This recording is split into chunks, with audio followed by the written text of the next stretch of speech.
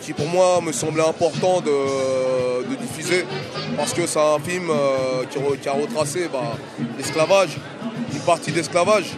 Et je pense que c'est important d'éduquer les personnes qui sont originaires de tout ça, et qui savent ce qu'a pu endurer le peuple noir. Donc c'est important de le dire. Et puis maintenant, je pense qu'il en faut plus. Il en faut plus. Il faut aller plus en profondeur en ce qui concerne ce sujet, parce que c'est un sujet qui est important, c'est un sujet, comme je l'ai dit, c'est une empreinte de l'humanité, c'est un sujet marquant concernant l'humanité entière. Donc voilà, je dis bravo au film, bravo pour l'initiative, et puis continuons à nous rassembler, et puis éduquons-nous. Vous avez parlé d'aller plus en profondeur. Qu'est-ce qu'il faudrait faire d'après vous? Je pense que moi je serais plus pour faire un film sur l'esclavage, mais en baissant tous les tabous, en enlevant tous les tabous, c'est-à-dire qu'en y allant franchement. D'accord. Vraiment, je pense que les gens ont besoin de se faire mal et de recevoir des coups pour en savoir la douleur, vraiment. Donc c'est important de ne pas hésiter à montrer les choses telles quelles, de ne pas hésiter à dire les mots qu'il faut, les mots sans les choisir, sans y réfléchir, et de montrer des images qui peuvent parfois choquer, mais qui sont réelles, quoi. Qu'il faut réfléchir. Voilà, et réfléchir surtout. Il y a un exemple de film comme ça, ça n'a rien à voir, la Passion du Christ. Vous l'avez vu? Ouais, je l'ai vu le film. Voilà. Ça résume bien en fait. Moi, personnellement, c'est un film que j'ai apprécié.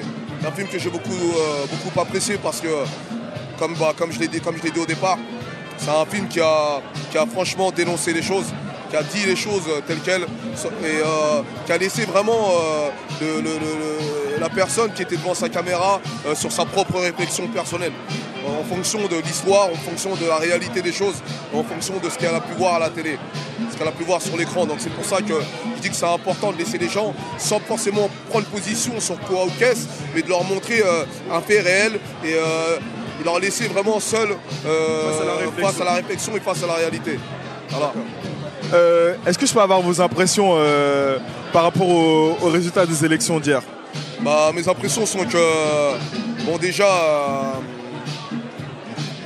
il fallait choisir un président, il fallait en choisir un. Maintenant, celui qui a été choisi n'est pas forcément celui que j'aurais voulu. Mais je pense qu'il va falloir que ce président fasse avec le peuple qu'il aura en face de lui. Il faudra qu'il compte avec nous, et il faudra simplement qu'il réponde aux besoins du peuple. Et puis après, il n'y a pas de magie, c'est pas à nous de le suivre, c'est à lui de s'adapter au peuple qui est déjà en route, et à toutes les démarches, aux initiatives qui sont déjà en marche. Donc voilà.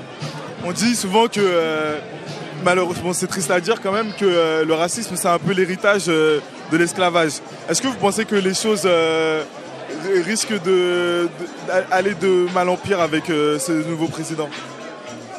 Je pense qu'aujourd'hui, on est dans une société qui est mixte, une société qui est multiculturelle et homogène, une société qui est équilibrée.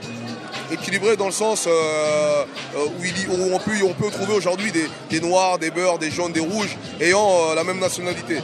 Donc aujourd'hui, c'est une réalité, il va falloir faire avec. Donc aujourd'hui, je dis que